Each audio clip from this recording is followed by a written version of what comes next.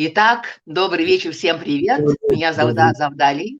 И сегодня в гостях у Рё Тезе известный художник, замечательный художник Темури Известный. Кулиани. Не Рада знаю. вас видеть и спасибо огромное, что согласились на это интервью. Спасибо вам, что пригласили. И Очень рада слышите я. моего Да, голоса? прекрасно все слышно, все очень Вот хорошо. точно.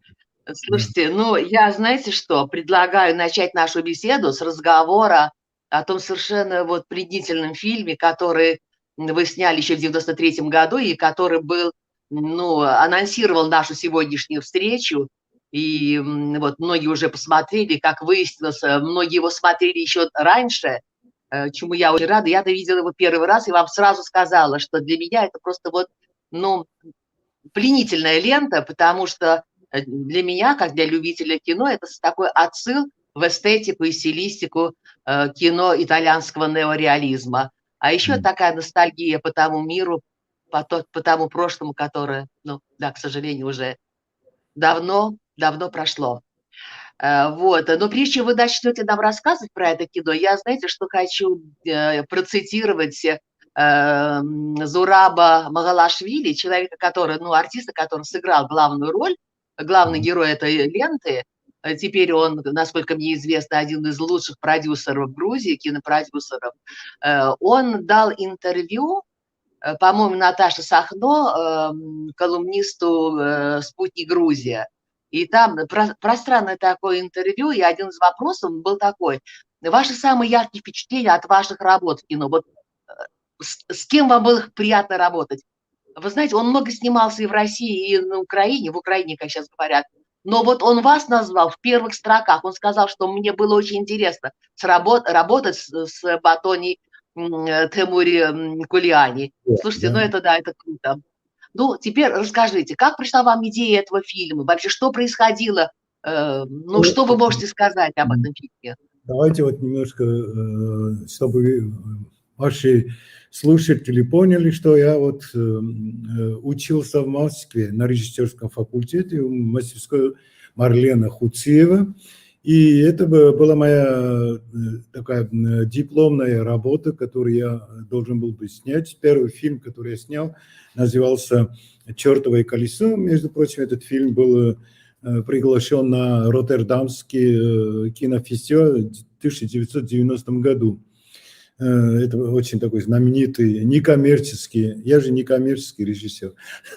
Так что вот, и в 93-м я должен был бы снять свою дипломную работу, и у меня был другой сценарий, я могу просто сказать честно, но этот сценарий очень дорогой, очень дорого обходился в Грузии фильм, и тогда Резо Чхеидзе предложил мне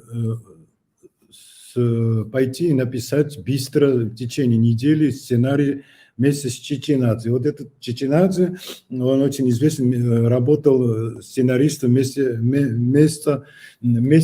Отарье Селяни. Вот Отарье Селяни, да, и это, ну, очень известный режиссер, но это молодой еще начинающий режиссер. Так. И тогда вот он предложил, давай сделаем что-то. И вот он писал один сцену, я писал вторую, потом приходил на второй день, мы сидели и сделали этот... Естественно, он видел мой первый фильм и понял, что у меня очень ностальгия по моему городу. «Чертовое колесо» то же самое. А про Изидов, естественно, я хотел, но моя мечта была поехать в Иран и в одну из этих деревень, красивое фото я видел этой деревни, и вот моя мечта была снять фильм там о любви, прямо в этой деревне. Это была моя мечта. Ну, пришлось вот в Тбилиси начать снимать. Я очень рад, что я это сделал, потому что вот эти колоритные лица, которые сейчас исчезли, нету их больше. И вот успел запечатлеть этих лиц на кадре. А потом, не знаю, вот это же не мой фильм, принадлежит Грузия фильме и Первому каналу, как этот фильм оказался. Вообще фильм цветной, могу сказать. Это не черно-белый фильм, но как это Просто, оказалось... извините, перебиваю вас, но согласитесь, вы как художник, да, черно-белый формат тоже очень интересный, правда, вот этого фильма? Да, ну, скажем, первый мой фильм был черно-белым. Но здесь, во втором фильме, именно цветной, потому что вот мы же как-то езиды, мы очень такие цветные, очень Яркие. да, яркие цвета, которые мы любили. Вот до сих пор многие люди скучают по тем цветам, когда выходили наши женщины. И вот эти цвета уже нету в этой городе.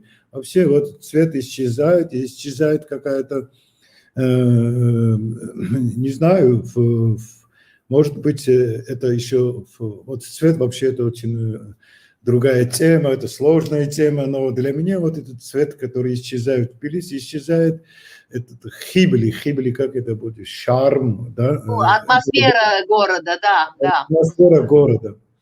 Вот, Да, это правда. Особого города. да. Вот Тбилиси так все-таки я особый город. снял этот фильм, и мне многие помогали, очень многие.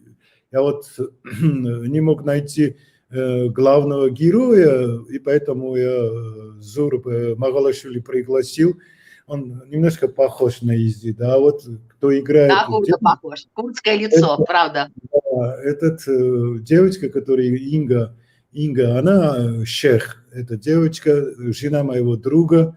Случайно я так их увидел на улице, и тогда я просто подбежал и говорю: Джасо, дай мне свою жену на 3 дня, мне нужно снять мой фильм. И вот она так улыбался, и вот Инга, как пришла, она, ну, это очень талантливая девочка. Очень органично. Да, она играла в курдском театре в Тбилиси. И она с первого не нужно было много работать, объяснять. Вот скажешь, и сразу же она знала, что надо делать. Вот мне очень...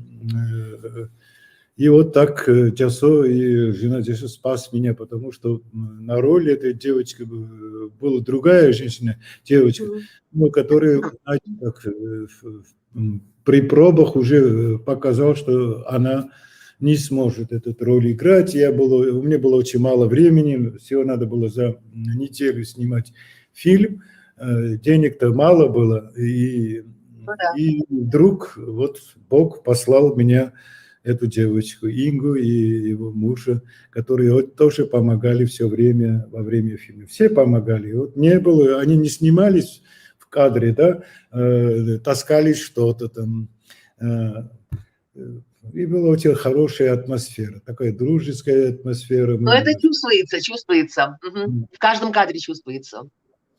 Ну, здорово, знаете. Угу. Вот не знаю, я ответил на ваш вопрос или нет. Ответили. И теперь мы, Теймури, плавно переходим. Это, кстати, даже Зураб Магалашвили сказал, когда он давал 10 лет тому назад интервью, что Батони Теймури находится уже 25 лет, живет в Норвегии и собирается приехать. Как вас закинуло в Норвегию на целых 25 лет? Я когда учился в Авгике, я случайно вот познакомился с моей бывшей женой. Она норвежка, и вот, ну, как это происходит? Молния ударит. Голову снесло. Да. Или ей снесло, ну и вам обоим снесло. Угу. Да, потом Она, наверное, арктическая блондинка, да? Да, она блондинка, да. Ну вот мы как-то в Авгике, между прочим, встретились в Авгике. В Авгике было по четвергам показ фильма, и все могли прийти и смотреть фильм. И она вот так, не знаю, откуда слышала это, она учила русский язык в это время и случайно вот зашла, или не случайно, не знаю. Не случайно, это судьба, Теймури, это судьба. Это судьба, я в этом уверен, потому что во всем зале был зал переполненный, какая-то бедная девочка в шале стояла около дверей, места не было, и что-то тебе мучает, и говорит, ну, и все время поворачивает. И, ну, я встал и пошел к ней и сказал, что можете сесть на мое место. Вот и так началось, потом уже все так. Поехала и поехала. Так что я оказался так в Норвегии. Хотел я делать фильмы, честно говоря. Я писал очень много сценариев, но вот снять кино очень трудно, достать деньги. Кино – это что такое? Огромные деньги. Вот, да, правда. Это не так легко было. И тогда я вот просто немножко отчаивался, но в это время я познакомился с одним моим другом, художником, и вот он сказал, давай ходи в мою мастерской, и Свенсон, это фамилия этого человека, я начал ходить в эту мастерской и начал рисовать. Параллельно я все время занимался тем, что писал сценарий, изучал, скажем, компьютер, монтаж и разные вещи. В этом плане я был очень хорошо овладел все это время. Но параллельно начал рисовать, потом познакомился с другим художником, очень известным норвежским художником, Пушвагнер его зовут. Он, Пушвагнер, смотрел на меня, говорит, ну что, Тимур, тебе, пойдем, будешь рисовать в академии. И так пошло, я вот так оказался и начал рисовать. И потом параллельно, естественно, я занимался фильмами, но не снимал фильмы, я делал больше монтаж или постпродакшн называется, да, вот постпродакшн. Только один раз я помог одному человеку, это третий фильм, я не знаю, это мой фильм или не мой фильм, просто один испанец, который живет в Норвегии, он начал снимать какой-то фильм, и через 2-3 дня они поняли, что не могут снять. И он попросил меня прийти и переснять или продолжить фильм. Ну, я пришел помочь ему, написали сценарий заново, пересняли весь картину. И, честно говоря, я монтировал, просто не подпустили его. И вот этот фильм назывался «Салам Аскер», «Здравствуй, Аскер». Аскер – это местность. И этот в Норвегии, фильм, да? да, в Норвегии, вот 97-й год был, если не ошибаюсь. Это такое время показали по телевизору, когда вот Рождество, король выступил речью, и сразу же после речи короля был показан этот фильм. Ну, я в титрах так написан, так что я тоже режиссер, как и он. Ну, не знаю, я просто помог человеку, я бы не снял бы такую картину, но раз попросил, я сделал сам, что я мог. Но фильм был очень популярный, между прочим, сказать. И Да, даже не сомневаюсь. Даже не да, сомневаюсь. показать в такое время очень редко в какой-нибудь фильм. Это такое время, когда вся Норвегия сидит около телевизора и смотрит. Да, после речи короля. Это сразу же после речи короля начался этот фильм. Вот так, это было, еще я делал мультфильм по рисункам этого Пушвагнера. Я еще один армянин, не я один, только еще был молодой парень, армянин, он сын моего друга, и мы делали вот такой пилот для анимации, называется Soft City. Да. Из этого проекта ничего не вышло. Мы сделали 3,5 минут только пилот и думали, что получим деньги, но ничего не получилось. Это очень... Но я не знаю, вот не дали деньги, а зато во всех фестивалях показывали этот короткометражный, маленький такой пилот про этого Вот художника. здорово. Да, вот. Тоже какая-то была цена. Скажите, пожалуйста, я, к сожалению, ваши картины не видела, так сказать, висящими на стене, но я видела их, конечно, в интернете, и, честно, они пленительные совершенно, ваши картины. У меня такое впечатление, что я их знаю. Может быть, вам приходилось ездить, я не знаю, какое чувство, откуда мое знакомство с ними. Не могу понять. Вы ездили, наверное, вы бывали где-нибудь во Франции, в Италии? Что-то такое непонятное. Какой-то период, когда в моей жизни я расстался со своей женой, у меня была депрессия, и начал я путешествовать. И жил какой-то период в Марокко, почти год, потом поехал в Алжир, и так не говоря о европейских странах, жил я в Париже очень, тоже у моего друга, я там работал. И так я ездил, чувствуется.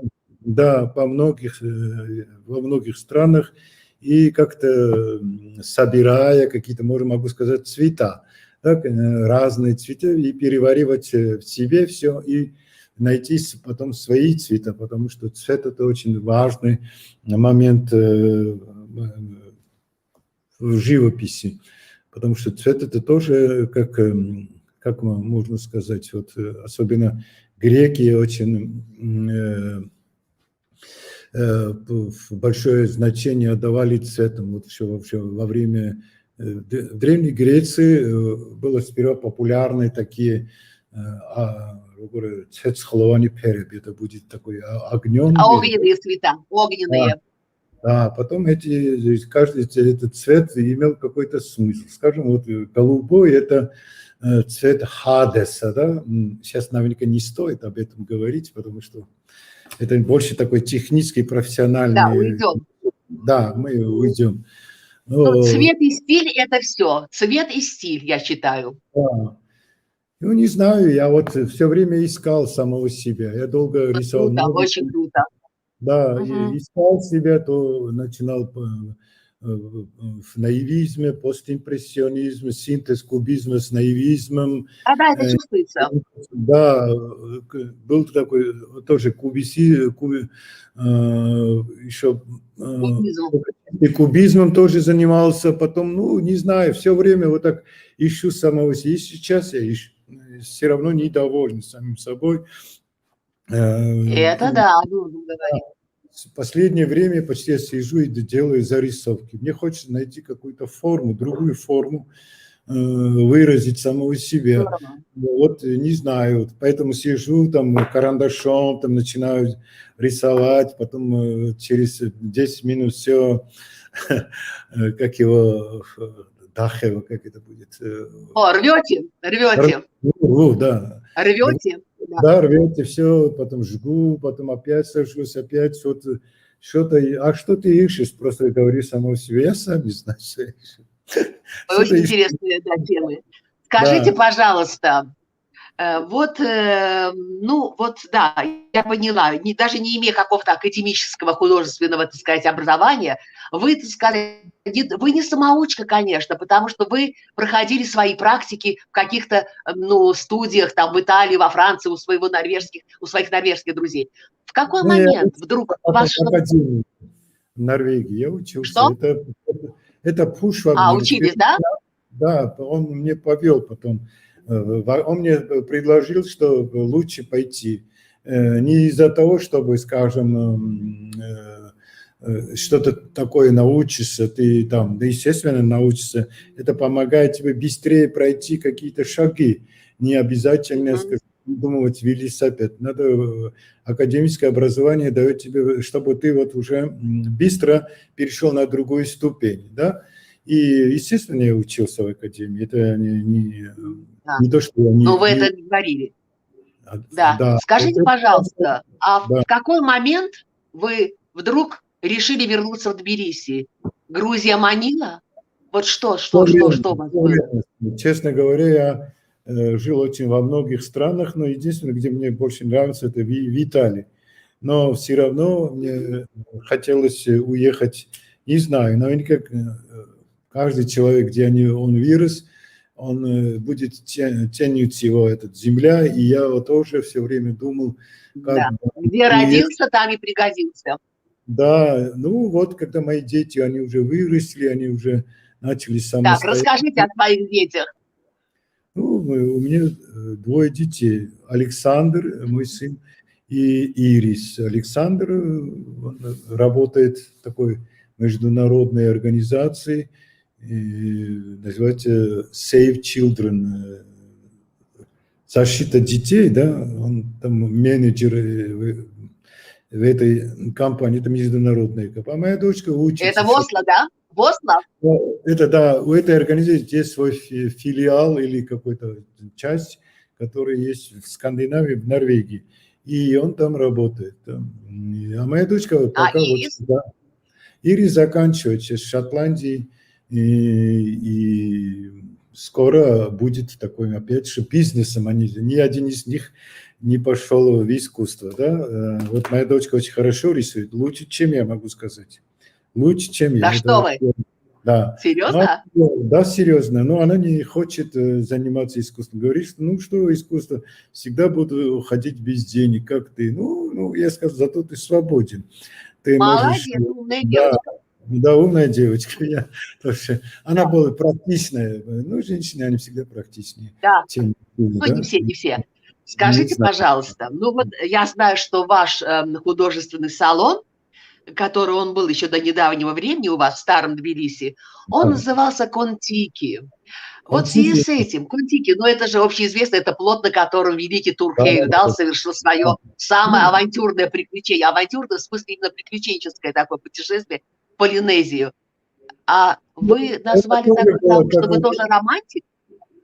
да, ну, романтика, а с другой стороны, я хотел как-то, знаешь, я не только, скажем, сын Грузии, но я и считаю сыном Норвегии тоже. Я хотел что-то, чтобы было какое-то напоминание о том, что Понятно. я, моя какая-то часть, большая часть тоже жизни прошло, да, в этой Норвегии и связана с Норвегией. Да-да-да-да-да. С другой стороны, это такой ход еще, могу сказать, и это и есть коммерческая сторона. Когда какой-нибудь, большинство туристов, все знают, что такое Контики. И они проходят, смотрят Контики, Да, говорят, что такое Контики, почему Контики в Грузии и тому подобное. Да? И они заходили всегда в мою мастерскую. А мастерская там, я всегда сидел там и рисовал. Они заходили там, смотрели, мы сидели. То я очень люблю вот именно контакт с не обязательно, что ты купил мою картину, а просто когда человек заходит, там спрашивает, и я все так сидим и разговариваем, или чай пьем, или кофе. Это тоже часть моей вот этого работы. И вот этот, тоже вот эта атмосфера, я люблю разговаривать с людьми, и это даже то, что я очень социальный человек. Не сейчас, сейчас в данный момент я работаю, поэтому другое. А так вообще я очень люблю общение с людьми, и это тоже можно видеть в моих картинах. Вот это цвета, потому что люди же очень такой специальные цвета, да, разные, такие яркие, и они вот, да, прелестно. люди, да, мне тоже очень нравится.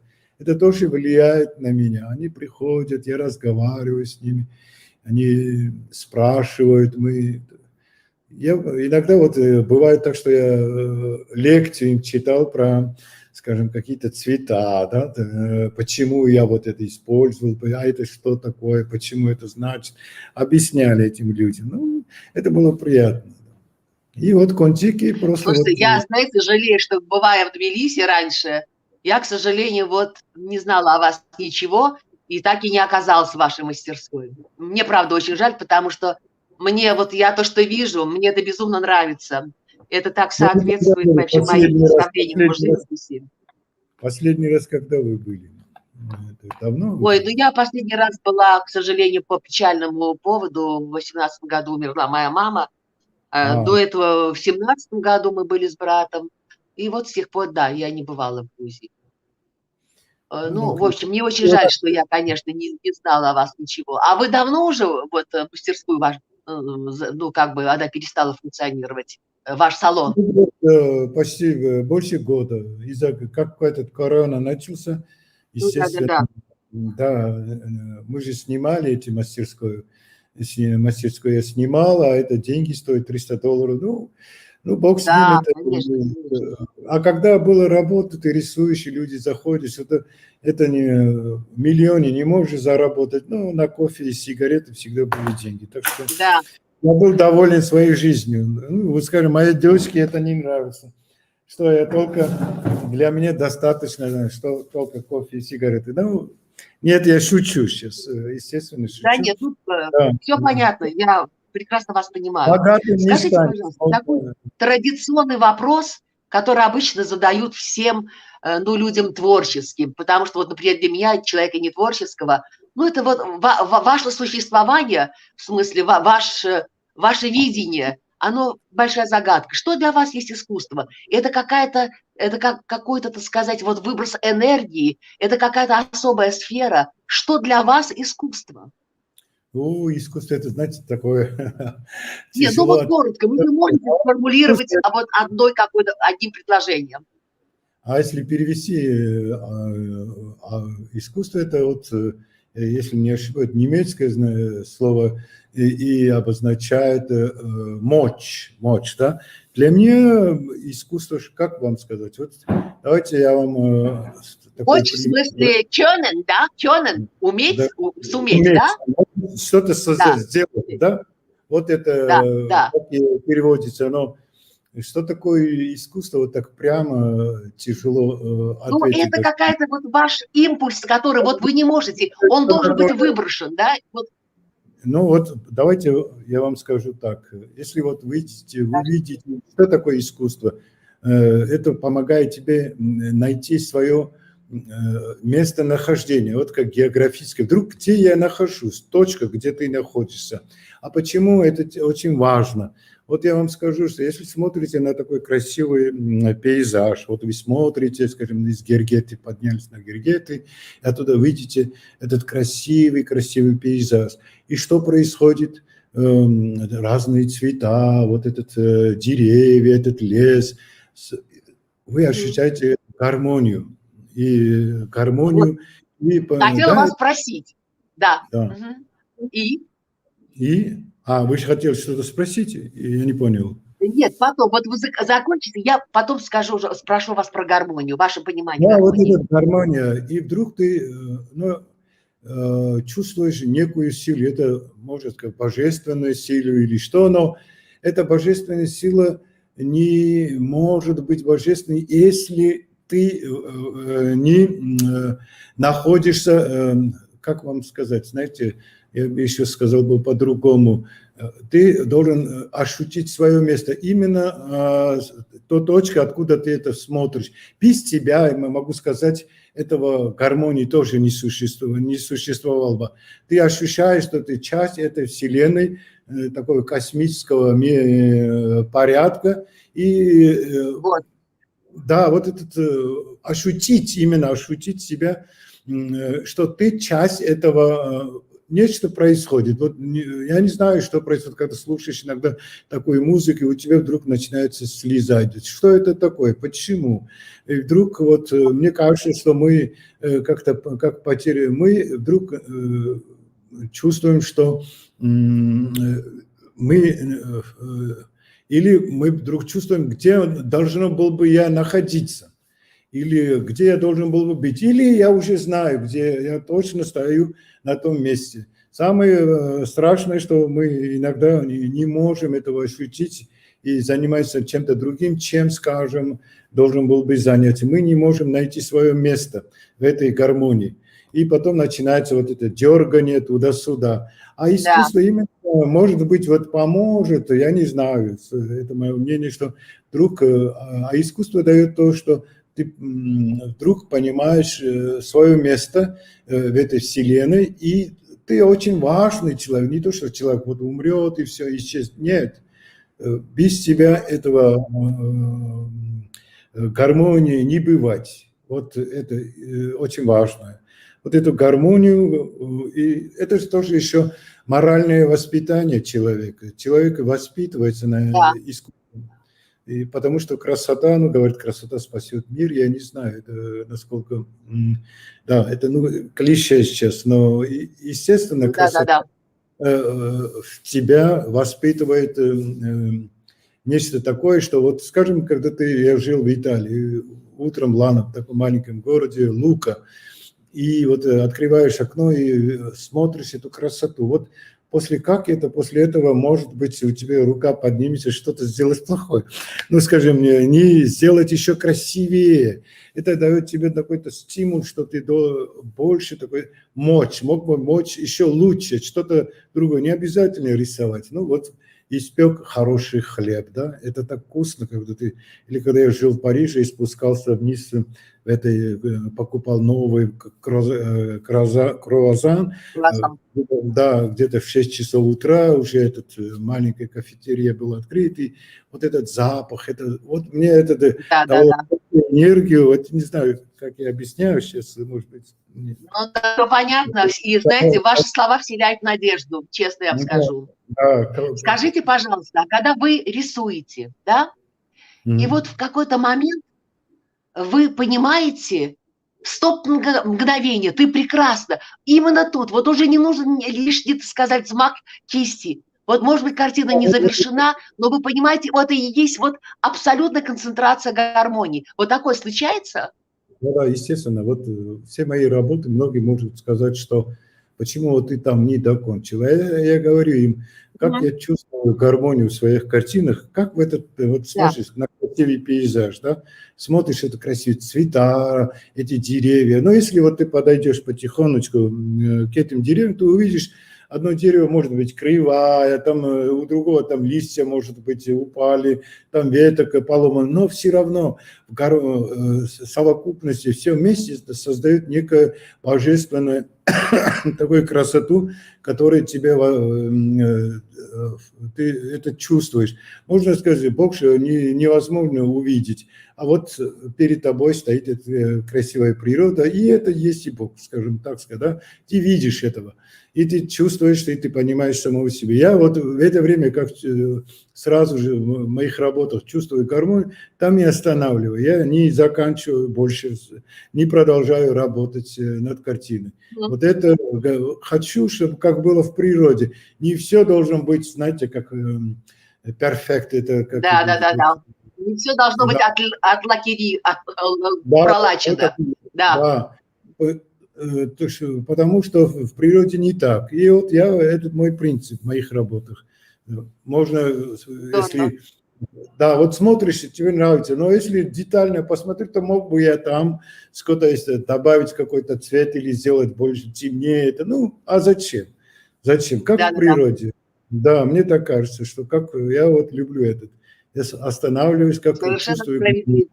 А эту гармонию очень, вот как я сейчас немножко раньше говорил, а эта гармония, когда чувствуешь, ты вдруг чувствуешь, что ты вот в этой картине, и ты нашел место, точное место, откуда ты смотришь на эту картину. И тогда все, вот это, тогда я и останавливаюсь. Как и, ну, не знаю. Да, здорово, здорово. Мне так, я Скажите, так чувствую. пожалуйста. А потом во время работы. Это прекрасно. Я хотел бы сказать, когда работаешь, что вот это начинается как экстаз. Начинаешь, и потом уже не помнишь. Иногда проходит 20-30 минут, рука сам работает. И когда вот выходишь из этого состояния, то вдруг чувствую, посмотришь, боже мой, это я нарисовал так, слушай, это как я... Вот в то время кажется, как я это сделал? Невозможно это объяснить. Вот поверьте мне, иногда вот рука сам двигается. Знаю, это как происходит. Это уже божественное что-то, правда? Вот то, что есть, да, этот импульс. Да. Скажите, пожалуйста, а вообще, где вы, так сказать, черпаете эти идеи? Вот столько картин у вас. Вы что-то увидели? Или это игра воображения? Где вы берете темы для ваших картин? Давайте скажем одну. Это вот греческая мифология, да? А потом я делаю импровизации какие-то, вот воспоминания из моего детства. Вот был такой плакат, если не знаю, кто нас слушает, у меня есть такая картина, которая называется «Не болтай». В советское время был такой плакат, который вот «Не болтай, болтун, находка шпион». Такая женщина суровая. «Не болтай». Я думаю, что вы помните это, да? Такой плакат был. Да, плакат было много. Да, а моя картина – это импровизация этого плаката.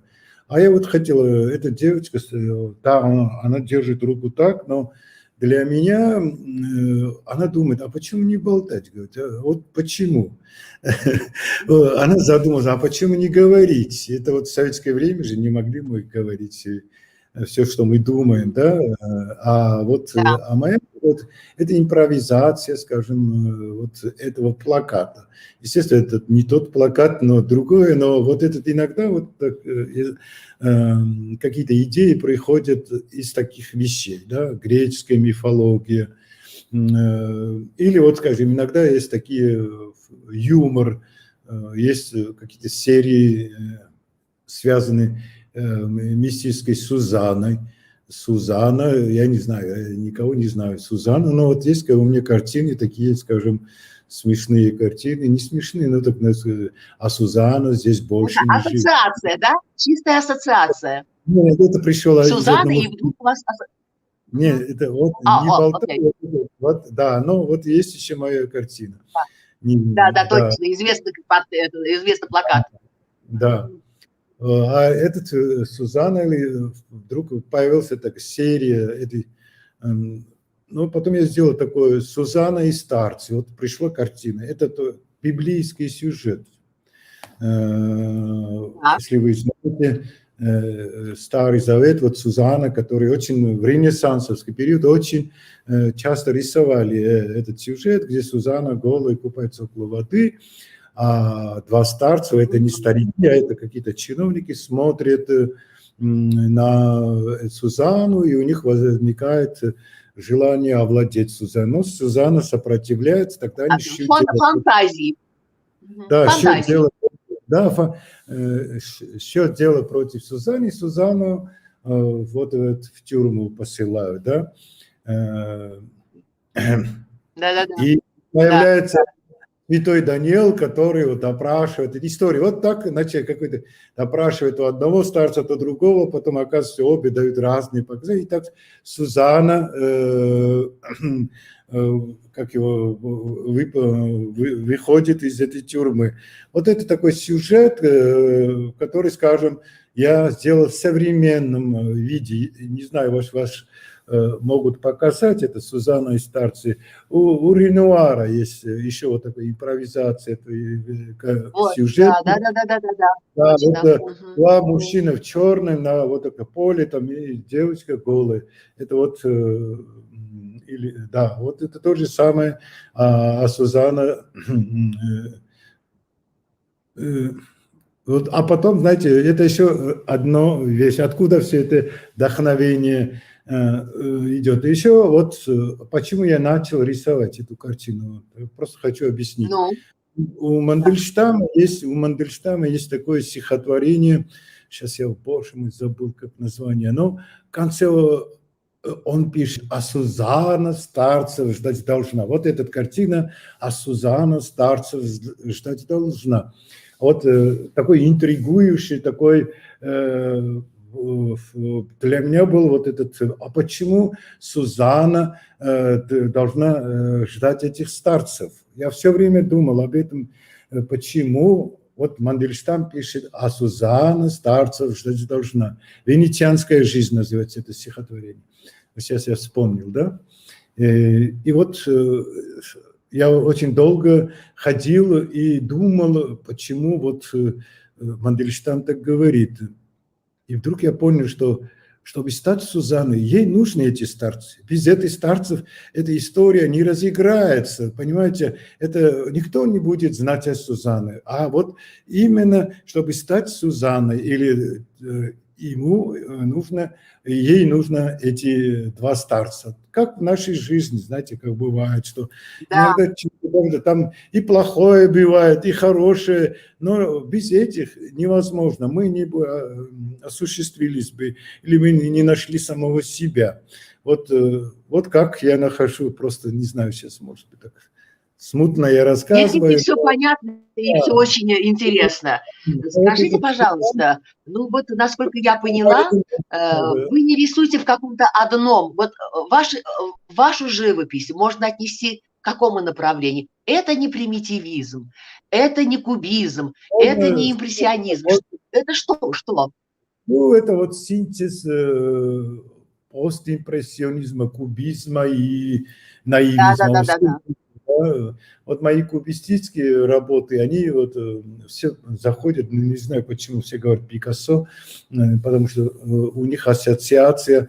Вот у меня тоже ассоциации возникали и с Ренуаром, и с Пикассо, глядя на ваши картины. Я им говорю, что вот если вы хотите понять, скажем, мои вот эти именно кубистические работы, то вам было бы легче вот взять Пикассо и взять Модельяни. Сделайте вот такой синтез, и будет Кулиани. Вот так вот, легко это все делается. Да. Один из моих любимых. Но это не... Вот я очень тщательно работал над этими вещами, скажем, кубизмом и моделированием. да, вот и хотел найти какое-то пересечение этих двух стилей. И долго я искал. Это я искал вместе с моим другом, голландцем, в Италии, когда я жил, да. И мы искали вот какие-то формы, как вот это все осуществить, найти форму. Тоже сейчас я И делаю. вы добились. Мгм. Да, вот и сейчас тоже я что-то ищу, сижу и все время вот делаю эскизы и хочу найти что-то другое форму. Вот что пока вот еще не знаю, но найду что-то, когда уже год работы, Безусловно. какие-то обещания есть. Ну вот хочу вот сейчас есть одна идея сделать такой-то немножко противоположный Хоппер, такой американский очень известный художник, где его картина очень знаменитая, картина это кафе, там зеленый, но снаружи смотришь ты на это кафе, где сидят одинокие люди, да. Да, а вот я захотел вдруг просто анализировать, сделать картину не с улицы смотришь ты в этот освещенный кафе, а вот ты уже в кафе и Из отсюда кафе. смотришь. Да, из кафе. Что-то противоположное делать. Это Здесь вот, другая перспектива совершенно, да. Другая перспектива вообще, другой, так сказать, разброс. да, здесь еще Да. должен быть цвета очень важные. И, могу просто так для шутки, у меня была выставка, и сейчас не хочу сказать кто, но один так купил мою картину и говорил, что слушай, какие у него цвета. А этот мой друг, это, в котором месте я часто выставки делаю, говорит, а он же курд. Он вырос в этих цветах, понимаешь, разнообразных, этих бабушкиных таких-то все время разные И это цвета, же да? чистая правда. Чистая Да, правда. он сказал, вот так и он Совсем другое сказал. восприятие палитры. Да, с Скажите, другого. пожалуйста. Ну, что, продолжайте, мне так интересно вас Ну, слушать. просто сказал, что вот он просто в двух словах, он же курд, и все, больше ничего. Да, сказал то, что Это надо. Скажите, сказано. пожалуйста, а вот что-то такое есть, чтобы вы никогда не отразили в своих работах, чтобы вы никогда не стали что-то рисовать? Что это? Или такого не существует? Не существует. Я бы не трогал бы никогда религиозные, скажем, от, Что ну может как, задеть, да? Что может да, задеть кого-то? вот как в ренессансовский период я бы не хотел бы этого делать. Это такой очень для меня сокровенный. Думаю, что я еще не готов. Может быть, через 10 лет я буду готов к этому что-то делать, но все равно я как так тщательно избегаю этой темы. Но всегда вот я вам говорю, что я использую какие-то сюжеты из Библии, но сделаю его не в таком классическом стиле, но немножко современным, немножко с юмором. Даже с юмором делаю это все. Вот не сделал бы я никогда этого, не рисовал, скажем, не потому, что не могу рисовать вот Христа или этот. Для меня это какие-то сокровенные вещи, которые вот религия. Я не трогаю религиозные какие-то вот темы так ярко, скажем, как, скажем, это делало Боттичелли или Леонардо, или, не знаю, все эти мастера, да, даже Эль Греко, да, все время этими. Да, да, да. Да, но я не знаю. Вот единственное, я бы... Еще цветы я не люблю рисовать. Это Да. странно, да? Мгм. Нет, не странно. Я тоже не люблю цветы. В смысле, вот натюрморты, цветы я тоже не люблю. Хотя, Ну, ну, господи, ну, я один из люблю самых лучших так, подсолнух Ван Гога, да, ну, это же считается эталоном. да, ну, я люблю рисовать. Я очень много натюрмортов рисую. Это очень быстро я их делаю. Но вот именно какой-то у меня... Ну, не люблю я цветы. Может быть, я не женщина, поэтому, а женщины больше. Или не знаю, мужчины всегда рисовали. Но не Тоже нравится. не Я женщина. не хочу рисовать цветы. Мне как-то не знаю. Я сам не понимаю, почему. Ну, не рисую я цветы. Не Вам и не люблю. нужно рисовать цветы, у вас так прекрасно получается все остальное. Да. Вы знаете, Не, не, какие-то совершенно скажем, потрясающие, да. здесь нету этого, но вот я очень часто рисую бабушкины вот, кухонные атрибуты тех годов, да. Да, да, да, да. техника разная, какой-то чайник, вот этот чайник был какой-то по-другому, да, который на огне ставили. И все вот Да, такие да. вещи мне нравятся, и разные такие бутылки с разных какие-то медицинские флаконы. Вот такие вещи, да, я делаю, и мне это интересно, могу сказать. Очень здорово. А вот очень, Слушайте, я знаете хотел что?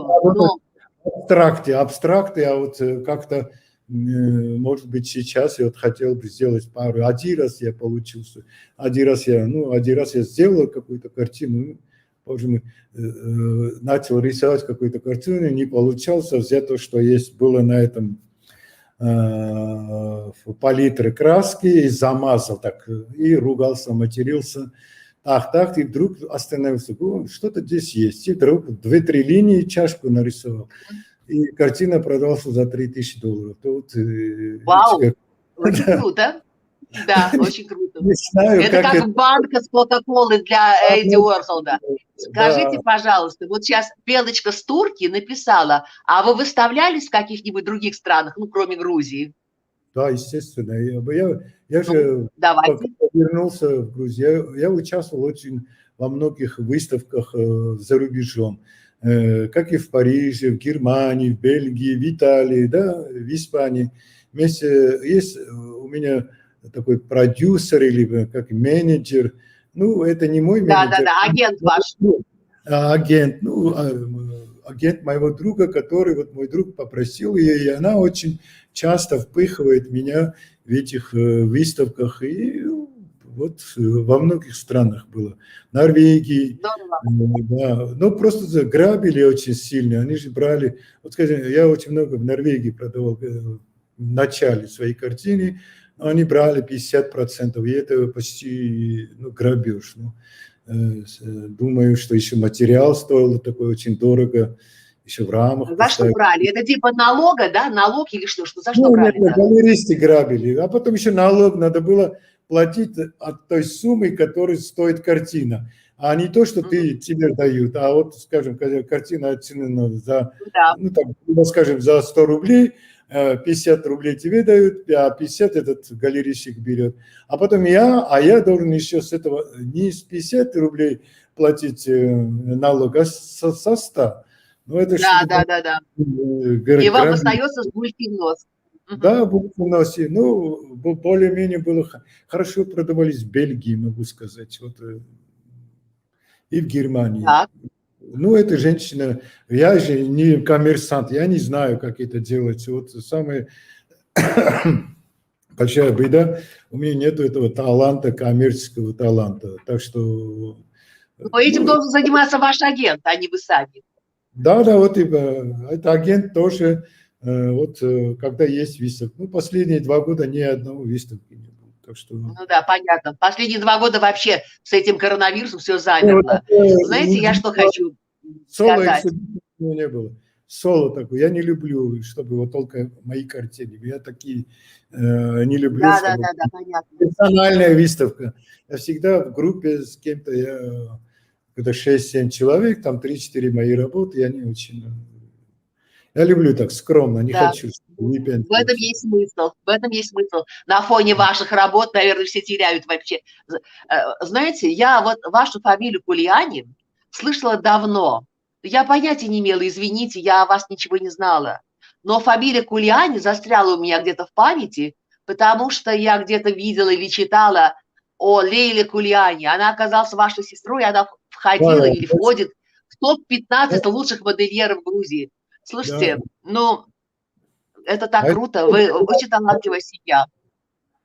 Да, дизайнер, передайте ей огромный да. привет. Ну Да, вот она и дизайнер и очень, корона очень. тоже, корона тоже очень повлиял на ее деятельность, и просто ничего не... Ну, не все мы, не только мы, весь мир стоит. Не знаю, Понятное дело, понятное дело. вот эта корона дала какое-то понятие, что, что важно в жизни, понимаете, какая-то вот остановка, очень хорошо задуматься. Если мы задумаемся и поймем, тогда хорошо, если нет, ну, не знаю, Я что, если... думаю, что да, вы знаете, очень хочется надеяться, что мы все-таки что-то поймем. Это нам для чего-то было дано, знаете. в испытание. Ну, вот. Вот скажите, пожалуйста, я давно уже уехала из Тбилиси и мало кого сейчас уже знаю, но вернее, я знаю всех людей, которые, так сказать, занимаются творчеством. Может, кроме них еще кто-то есть. Вот вы, Андо Челдаргуши, Антон Мирзоев, Да. Басе Джафарова, которая, к сожалению, ушла. Здесь живет Тимур Ашоев, Кулихан Джаваев, не помню даже, Джавоев, по-моему, Тимур Кулихан. Я его очень хорошо знала. Вот как бы хочется мне сформулировать некий такой вопрос. Знаете, распад Союза, на мой взгляд, очень драматически отыгрался на судьбах курдов, особенно курдов-езидов, потому что Да. курдская езидская культура, она существовала в каких-то вот комфортных, компактных условиях. Сохранялся язык, сохранялась традиция, сохранялись какие-то особенности быта, что ли, этих людей. Да. Многие уехали. Вот вы когда-нибудь задумывались о том, что вы, так сказать, такая интеллектуальная элита народа, вы думали о том, чтобы, как-то, вы знаете, о, Господи, у меня теряется мысль, я хочу сказать, что вот этот цвет, который оставили, я вспомнила статью грузинского одного историка Вано Сулури, по-моему, он говорил о следе неукротимых курдов в истории Грузии. И этот след тянется еще вот, официально считается с X века, но я абсолютно уверена, что гораздо раньше.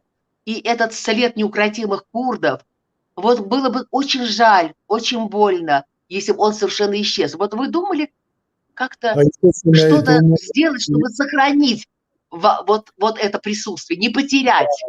Естественно, я думал, я очень часто говорил с Антоном, с Челдаргуши, с Бассе, еще Керам Манхоси, это двоюродный брат моей мамы, да?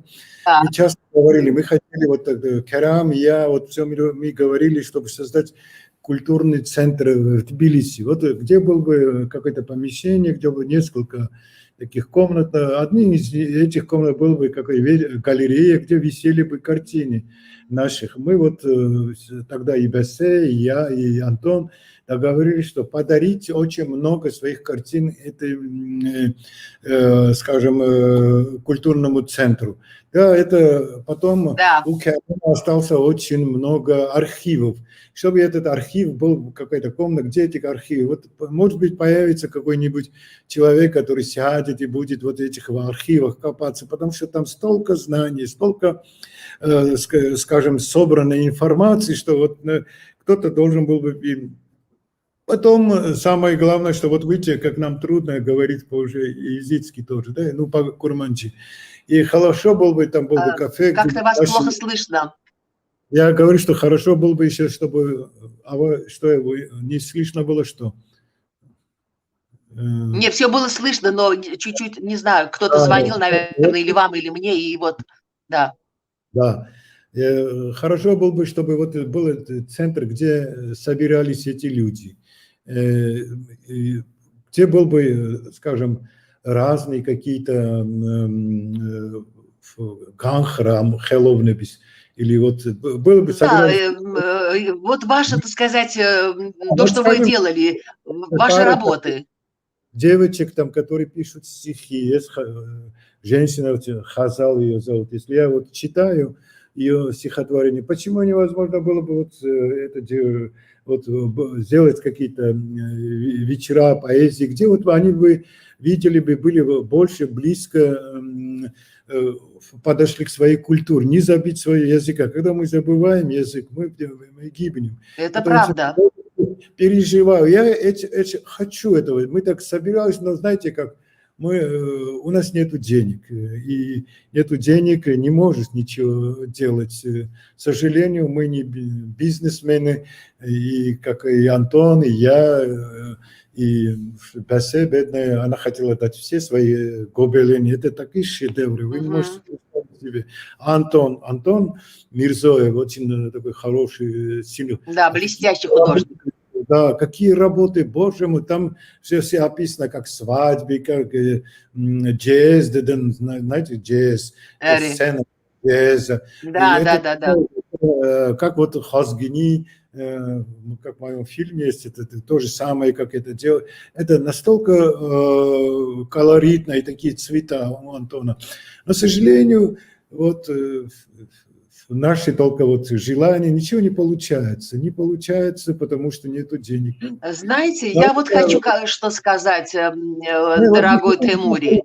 Ну, вообще традиционно благотворительностью всегда занимались во всех странах, всегда занимались люди богатые. Ну, неужели оскудела земля курдская, я имею в виду вот в Грузии, на постсоветском пространстве? Я сейчас, ну, даже не хочу обращаться никому, но я думаю, все вас слышат. Ну, это же, это обязательно надо сделать. Что, простите? Я, естественно, вот сейчас не хочу говорить, с кем я разговаривал, но я тоже знаю пару таких, которые, скажем, есть. Я им сказал, что вот все это мы дарим вам. Просто сделайте это, и ваша помощь. Все это картины, которые наверняка стоят больше 500 000 даром дается. Да.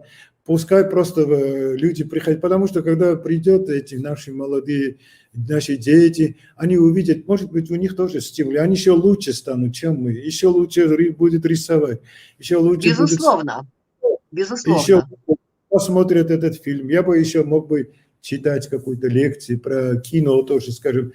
И разве много таких талантов? Просто вот... Это так важно для молодых, которые, вот, понимаете, которые мало что знают. И это был бы такой импульс, такая вообще огромная воспитательная работа. Но я очень, ну, надеюсь, что, может, кто-то слышит нас, и как-то кто-то подумает, что, да, что можно, конечно, добиться огромных карьерных успехов, но вот заниматься, ну, пропагандой курдской культуры, оставить, чтобы не иссяк этот след неукротимых курдов в Грузии. Я сейчас говорю именно о Грузии. Не знаю, какая ситуация, допустим, в Армении и в Азербайджане, но в Грузии это было бы очень-очень обидно, очень обидно. Очень жаль, если бы потеряются все эти работы Баси Джафарова. Это настолько, это уникальные работы. И наверняка какой-то, если сейчас его не собрать где-то, то эти все, может быть, исчезнут. А такого вот богатства, я не знаю, вот кто мог бы создавать. Это вы видели ее работу или нет? Ну, если посмотрел бы какая-то... Да. И мне будет жаль, если это потеряется, и где-то кто-то там, потом, когда будет тяжело, продадут за какие-то гроши эти картины или эти гобелены, и ничего не останется. И мне не знаю, вот если кто-то слышит, то пускай... Да. Это говорит просто минус для нас, потому что... А вот это архив какой богатый, Кереманхос, возьми, сиди и изучай все это. Так, где он сейчас находится? Насколько я знаю, сейчас не знаю, хочу сказать, у кого-то в подвале, ну, этот человек просто платит... В подвале. Хорошее место для архива. В подвале или в складе, сейчас я не знаю. Ну, где-то в складе. Да, понятно. Я не знаю, сейчас не могу утверждать, в подвале это или где-то в другом месте. Ну, неважно. Короче, не там, где надо. Не там, где надо. Вот именно это, вот вы правильно, это не там, где надо. Так что было бы очень хорошо, если это все было. И было бы место, где вот наши... Вот у нас есть Лалыш, да, в этом, как его, в Тбилиси. Ну, это больше церковь, там больше такой, скажем, рядом была идея, там было бы... В общем, это ритуальный центр, чисто ритуальный центр. Это не должен быть там, понимаете, не должен быть этот центр там, где вот мертвых моют или что-то. Не должен быть. Это должен быть еще в центре, потому что очень хорошо, что людям всегда молодым хочется где-то выйти, не в своем районе, а в центре пойти, где-то собраться. Вот в старом были столько таких домов, что уже можно за гроши купить и просто сделать. Да, это правда. Да, и вот было бы очень хорошо. Вот многое чего. Там, знаете, еще, вот вы не сказали, там есть еще девочка, очень хорошо рисует. Боже мой, я сейчас забыл. Ламара? Ламара. Вот я старый очень. Миранги. Ламара Да, Миранги? да, это тоже очень хорошая художница. И я бы вот, и Да, она, у нее интересные работы. да, я сказал бы, что и она, тогда я помню, что говорю, что мог бы подарить. И наверняка сейчас еще больше подарить. Да, Это. да. Потому что есть люди, и есть какой-то собранный. Есть Потом, потенциал, который нужно... Самое главное их поддержать и сохранить все, что имеете. а потом показать, что мы что-то можем. Не только что-то. Вот что мы, скажем, да, мы можем тоже что-то делать. Вот вкладывать. Да, это правда, правда. Да, скажем, Грузии. Чтобы про нас, что не только мы раньше как его, улицы подметали, а то и у нас и есть люди, которые рисуют, скажем, пишут стихи. Очень Да, талантливые, очень. делают прекрасные гобелены и так далее, и так далее. Так что не только должен быть какой-то, что вот дворники все были, да, извини. Не знаю. Да. Я хотел бы так, но Слушайте, так если... интересно с вами беседовать, но я хочу, знаете, может быть, уже завершая как-то нашу беседу, такой один, извините, провокационный вопрос. Не люблю провокации. А что для вас жизнь? Жизнь. Вы вообще считаете себя счастливым человеком? Счастливым человеком? Естественно, счастливым. Пока я живу, я счастлив. Я счастлив то, что у меня... Вот, здорово, прекрасный ответ. Не знаю, вот это вот счастлив, несчастлив, это тоже такая, смотря как посмотреть на это слово. Счастлив, иногда несчастлив. Это жизнь называется, так что не знаю. Да, вот ваш ответ. Да. Прекрасно. Не знаю, что такое. Дорогой Теймури, вы позволите вас называть уже дорогим, потому что, вы знаете, я абсолютно восхищена нашим с вами общением. Очень приятно было вас слышать. Я хочу поблагодарить вас за эту интересную беседу. Немножко сказать огромное спасибо нашим зрителям, которые слушали нас. Я очень надеюсь, что вас услышали, особенно люди, которые, представляют собой некую такую, вот сказать, вот часть элиты курдской, которая чего-то добилась в этой жизни и может, так сказать, протянуть руку помощи, потому что вы просите не для себя, абсолютно не для себя. Это только в их копилку, в их, так сказать, репутацию и в их значимость. Хочу поблагодарить зрителей и еще сказать им, дорогие друзья, посмотрите этот, такой прекрасный фильм «Фаршаванги». По-грузински это называется «Фаршаванги». Такое слово музыкальное. Это павлин. Павлин, да, по-курдски это павлин. Что? Мелектаус. Ваше, так сказать, это было ясно, почему вы так назвали. Вот, и спасибо всем, спасибо вам огромное. Я вот, хочу попросить у вас позволения. Может быть, я буду иногда вам звонить, надоедать вам. Не надоедать, а мне просто приятно с вами общаться. Спасибо огромное Маруфу. Маруф, обнимаю тебя, мой дорогой. Берегите себя, своих близких. Жизнь продолжается, несмотря на пандемию и несмотря ни на что. Спасибо, Теймури. Огромное спасибо за беседу. Это было здорово. Активно разговаривал, но это не так легко. Что? Извините, если немножко не так каутивно разговаривал. Вы знаете, было прекрасно все. Вот я получила огромное удовольствие от общения с вами. И я думаю, все. Единственное, что почему-то вот я как-то плохо вас стала слышать надо было напрягаться. Но все, что вы говорили, все было очень к месту, уместно и как-то очень, с большой надеждой. Это же все равно техника, компьютер. Иногда голос теряется. Да. По-моему, кто-то мне позвонил, и вот что-то такое произошло. Ладно. До встречи со всеми. Обнимаю вас всех. Спасибо. До свидания. До свидания.